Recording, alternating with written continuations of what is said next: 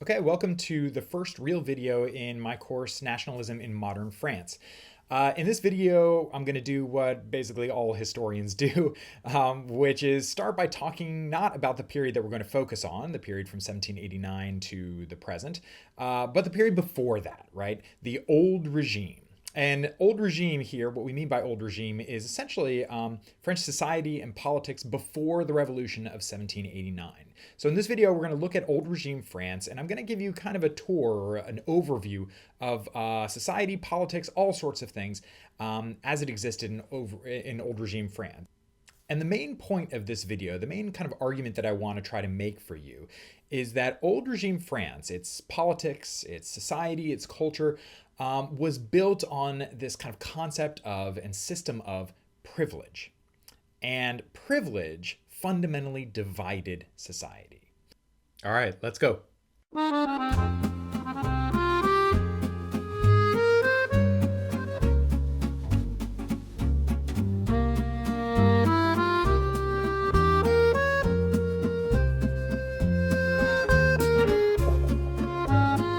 I've divided this video into three main parts. The first part is going to deal with old regime politics. The second part is going to look at old regime society. And then finally, the third part, we're going to look at old regime culture. Okay, let's start with politics. So we can start really with just where France was. This is a map of France around, I think, 1700 or so. And like I said in the last video, the France of 1700 looks kind of similar to the France of today, although you can notice a few spots that aren't quite a part of the kingdom yet. You can sort of think of France as being relatively in the same place as it was back then.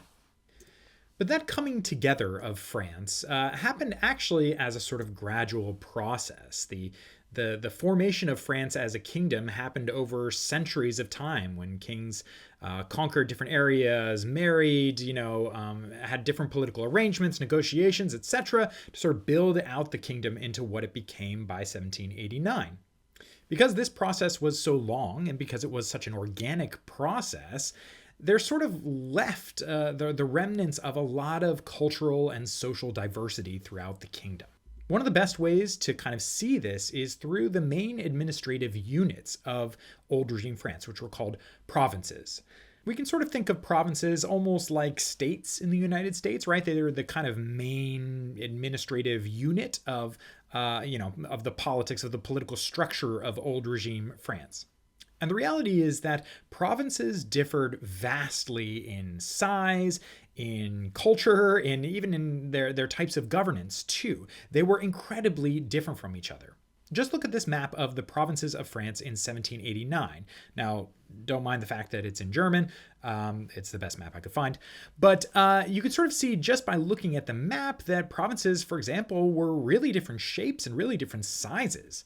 Check out, for example, the difference between the size of Brittany in the northwest and the province of the Marche in the center of France.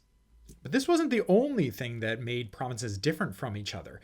One of the best ways to think about the differences between provinces, like politically speaking, is through the policies of taxation that were applied to all of the different provinces. So theoretically, taxes happen by the king, the sort of absolute monarch, declaring a tax and then that being enacted throughout the kingdom. But the reality is that every province had a different way of implementing the taxation of its people. There were essentially three different types of tax regimes or tax structures in the provinces. First, there were the pays d'élection. The pays d'élection were provinces in which the king sort of elected a local person to be in charge of the tax collection for that province. These were the most kind of privileged, usually the sort of oldest provinces in the kingdoms. The second type of province were the pays d'etat. The pays d'etat were provinces that had regional assemblies, and those assemblies had the privilege of negotiating with the king or the king's representatives on how taxation would take place. Again, there's a measure of autonomy, of independence here from the pays d'etat, right? They were allowed a certain sort of power to work with the king, right? To engage with the king on how the taxation would happen. Finally, there were the pays d'imposition. These were the provinces that had very little autonomy when it came to taxation. In these provinces, the king appointed an intendant. An intendant was basically a person, a right-hand man that would be sent into the province, and the intendant were given almost total control over taxation, right? Total authority to make decisions regarding taxation, however they liked. Usually, intendants were not people from that province. They were from somewhere else in France, and they were sent directly from the king. They were seen as the king's representative, the king's lieutenant in that province. And if you divide it all up, this is what the map of France looked like in 1789 based on those structures. The provinces in white were the pays d'élection. These were the oldest ones that had essentially local people running the taxation. The provinces in red were the pays d'État, the ones with regional assemblies that got to negotiate with the king. And the provinces in yellow were the ones were the pays d'imposition, in which intendants organized and worked out taxation in those provinces. So what do we see? Well, we see a map of France that is quite divided, right?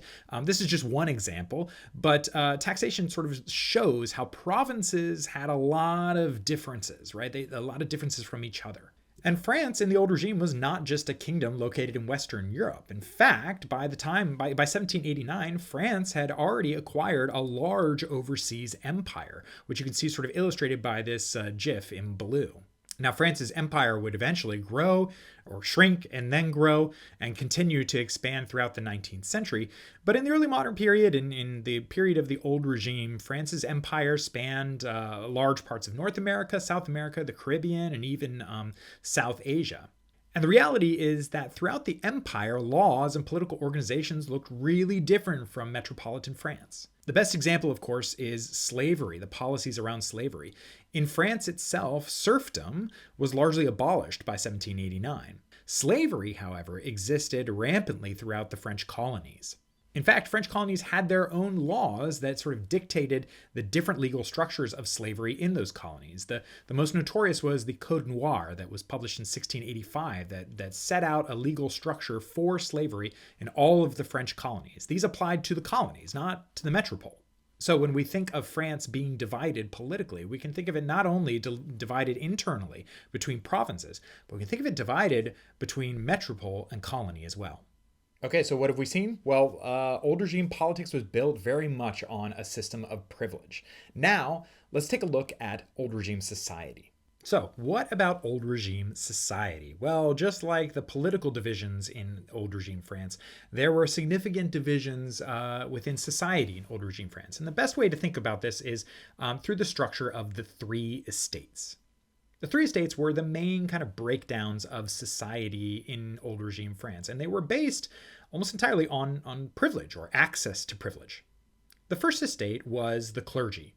These were the members of the Catholic Church who had the privilege of running the church, of collecting the tithe, which was mandatory in old regime France. And clergy also had the privilege of their own ecclesiastical courts.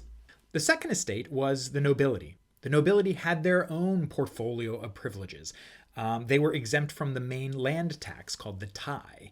They had the right to carry swords and weapons on their person. They had the right to hunt in various parts of France and exclusive access to government jobs, such as military officer positions or jobs within the royal bureaucracy.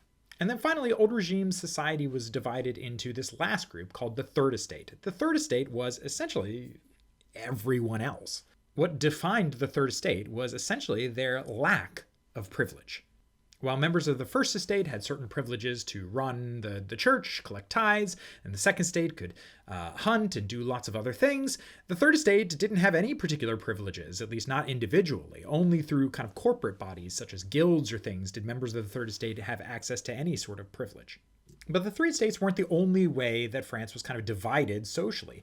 We can think of France as being significantly divided based on the sort of urban population versus the rural population. Now, as a reminder, 80% of the French population in 1789 was what we might think of as rural. That means that 80% of the French population lived in places with fewer than 2,000 people in it. What divided sort of rural France from urban France, however, was the level of wealth. You see, most of France's wealth was contained in French cities. So even though it was 20% of the population that lived in urban centers, the vast majority of the wealth was located there.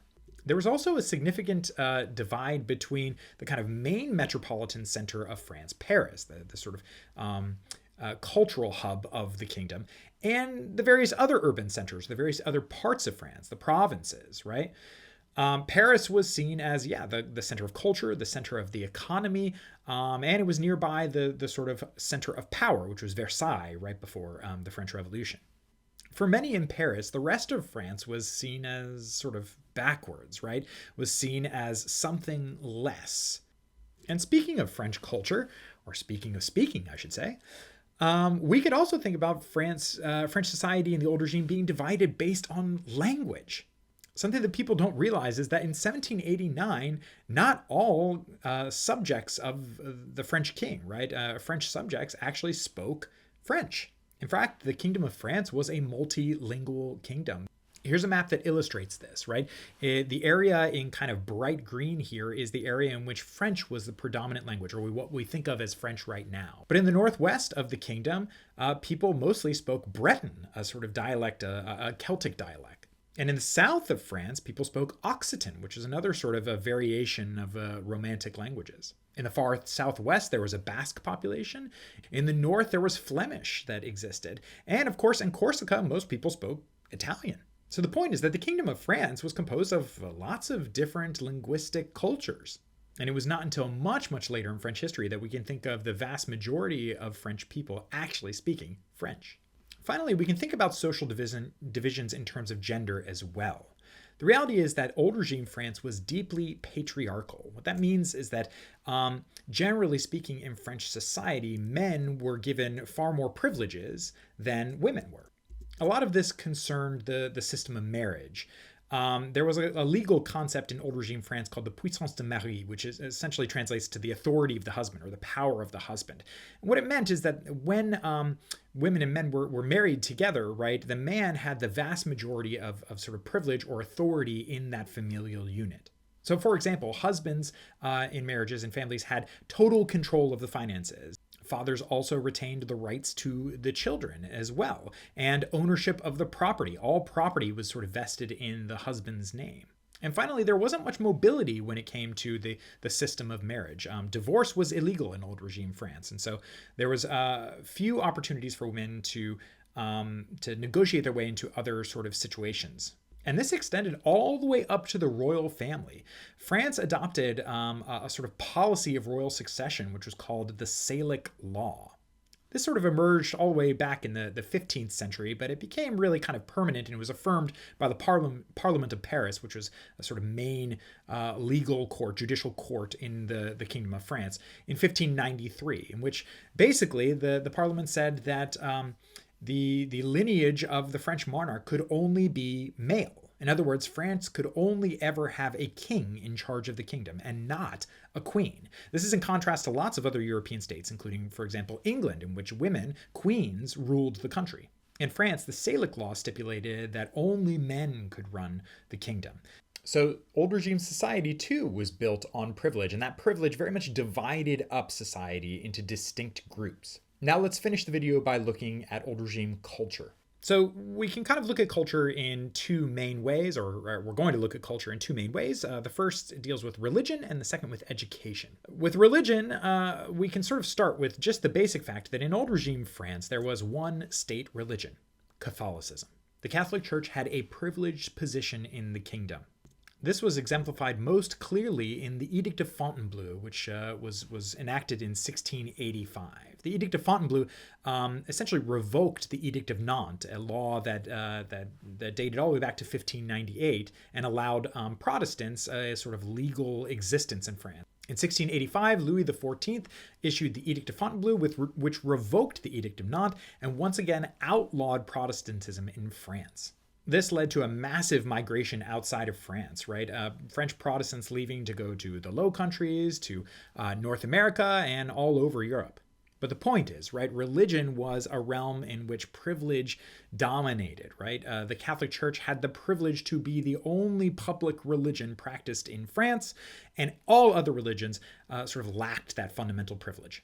It was only through negotiation that other religions or people of other religions were able to practice their religions. And here, the best example is Jewish communities. There were many Jewish communities that existed throughout the Kingdom of France in the old regime, but they were only given the right to exist and to practice their own religion, right, and their own cultural practices based on sort of local and very specific circumstances. And there was no sort of fundamental law or right to allow Jewish people to practice their religion in old regime France.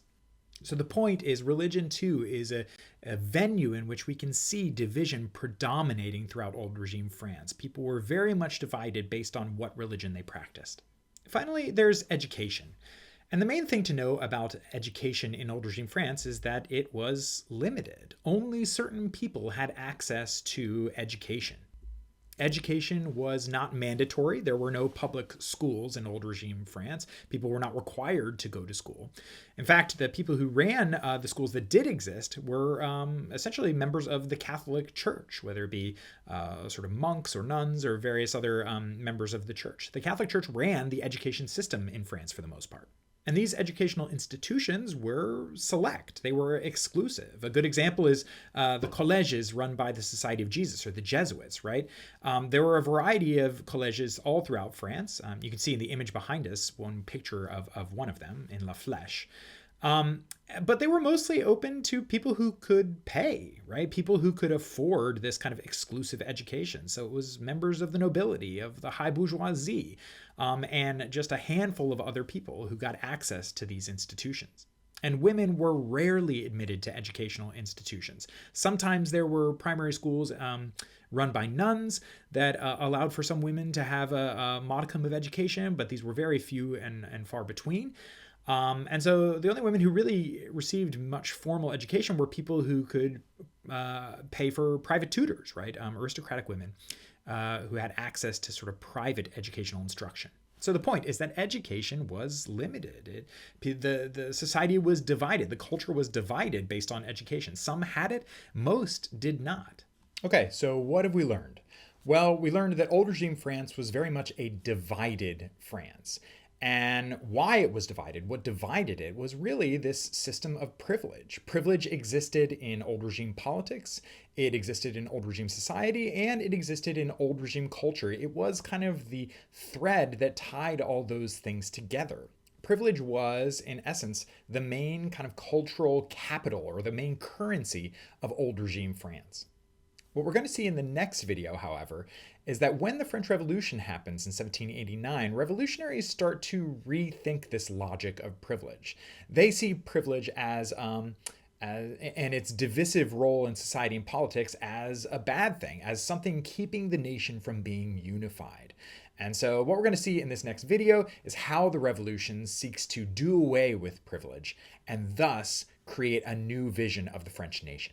Okay, that's it for this video. Thanks very much, and I'll see you in the next one.